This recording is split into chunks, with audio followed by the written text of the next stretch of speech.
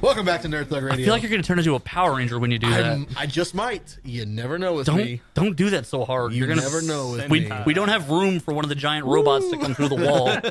We'll have to build a whole studio again. I'm going to morph into like a Tyrannosaurus Rex. Did they get Tyrannosaurus? Did they get bigger when they turned? I don't know. Because like the girls lost all form when they turned. I don't know. Yeah, because sometimes it'd just straight up be guys. Right. It was 5 guys in colored leotards fighting. Right. But in the show, it was 3 guys and 2 girls. Right. So, I mean, don't know. I don't know. I don't know.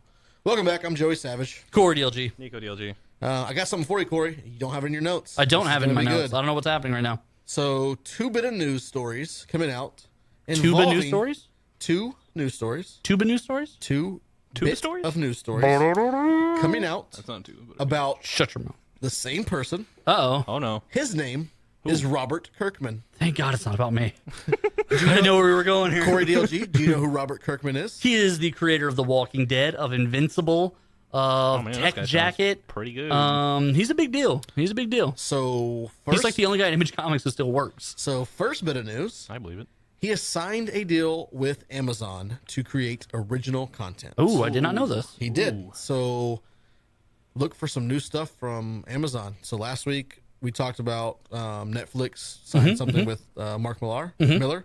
And this week Amazon has said, hey, Robert Kirkman, you're better. You come hang out with us. Yeah, that's kind of a like Because a lot of Robert Kirkman's stuff isn't licensed out right to anybody. Right. He actually surprisingly he actually has 3 things. The Walking Dead. On Showtime, he has a show called Outcast. Right, with Patrick Fugit. And basically the comic book came out the same time as the show. Right. So it kind of came out a little low key. And then also, obviously, Invincible has been like in production, like pre-production forever. Right. Whatever. And then he's got Fear of the Walking Dead, which he's a part of. Well, he's executive producer of that. Right. So now he signed a deal with Amazon. I guess it's really his entertainment company. It's Sky something. I can't remember. So Skybound. Skybound. Skybound is actually his Image imprint. Right. He's the first guy in like 15 years to get an Image imprint. When Image started, it was those individual artist guys, and each of them had their own imprint, like Top Cow, Wildstorm. Right. And then, They all broke off, right? well, each one was independent anyway. They just Right. all showed up at the same office, basically. And over time, they all kind of have sort of dropped off and come back and dropped off and come back and done their own stuff. Jim Lee sold his Wildstorm to DC. That's why all the Wildstorm characters are now in the DC universe, and that's why Right. Jim Lee works for DC. Correct. You are right. Thank you. So Skybound, when they announced that a few years ago, it was actually a really big deal because essentially they gave him a piece of the company. He went from being a guy who makes them money to now a guy who helps them grow their brand. Right. So, because now he has Correct. he has books under him now under Skybound that he doesn't even make. Like, Right. Like he's like the executive producer of He's these like books. It's like a pyramid scheme. Sort of, yeah. I mean, but for good, For good, maybe. I don't know if that's possible. for entertainment. So you ready for the next bit of news involving the Robert Kirkman? I am. Robert Kirkman and 2 of the other producers of The Walking Dead Are making a third one? are suing AMC Studios. Oh, really? Yes, they are suing. They have filed a lawsuit to sue AMC Studios because they feel like they haven't been paid what they are owed for the past seasons. I kind of wondered if this was going to come up. And let me tell you why. Go ahead. You bring it up while I'm going to get some of the news story up. So Charlie Adler was the co-creator of The Walking Dead originally. He was the artist that Robert Kirkman started the book with. Now, the 2 of them grew up together. They're best friends. Robert Kirkman says it very different that I can't say on public radio, but they've known each other since before there was hair in places, is how they put it. Okay. They are buds. Charlie Adler, though, was a bit of a slower artist, so he came off of The Walking Dead after 6 issues. However, he's technically a co-creator. When Robert Kirkman went to AMC and the deal got done, Charlie Adler basically got X amount of money, the end. Robert Kirkman, as a producer, was in full, so he would get paid overtime as well. But Charlie Adler just got a one-time check. Charlie Adler turned around after season 2 of The Walking Dead, and he sued AMC. Then Frank Darabont, who wrote the first 2 seasons and ran the show, Filed a lawsuit he again. got fired, and he filed a lawsuit as well. And the reason I say I'm not surprised Now, is he's not a part of this lawsuit. No, 'cause he he's a separate one. He no longer works on the show. right. And he is suing because they say bad things about him, and also he feels like he's owed more money Right. for the seasons he made. And so basically what's going on here is AMC, they don't have a lot of hit shows right now. So they're probably leaning on The Walking Dead to kind of boost their revenues and boost their numbers and boost their viewers. And therefore, they're probably using more of the quote-unquote Walking Dead budget to spend for other stuff. And then they're taking that away from the profits of the show. So Robert Kirkman and everybody are probably getting less money right now than they used to. One of the big things I think it stems from is that AMC owns both the company that produces the show, AMC Studios, and the one that airs it, AMC Network. So they own the whole pie. Right.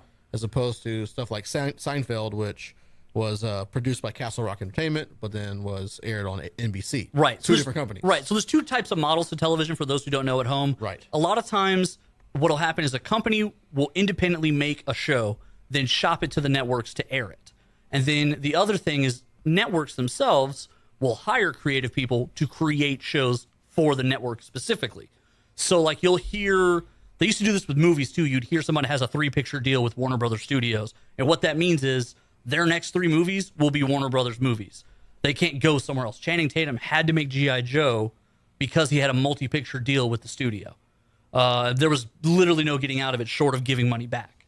And so he publicly talks about how he didn't want to make that movie, but didn't have a say really. So what they're basically saying is because AMC is paying itself for the show, the AMC Studios had little incentive to negotiate a high licensing fee from AMC Network. Right. So the money's just going back and forth. Right. So they're basically doing it at cost. Right. Which means that they left profit on the table.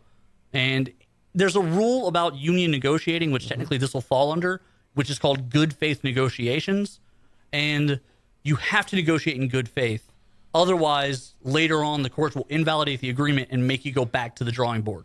It was a big deal in the NBA. A few years ago, they had a collective bargaining strike. The players got into an argument, and the league had been holding money back from the players' paychecks, saying that when they renegotiated, that money would be used for something else. The courts ruled that was in bad faith, and the league had to give the players extra money. When the league gave those players back that money, they knew the players now had money to sit on and could wait longer, and the negotiations suddenly happened a lot faster, and the NBA season got back on track.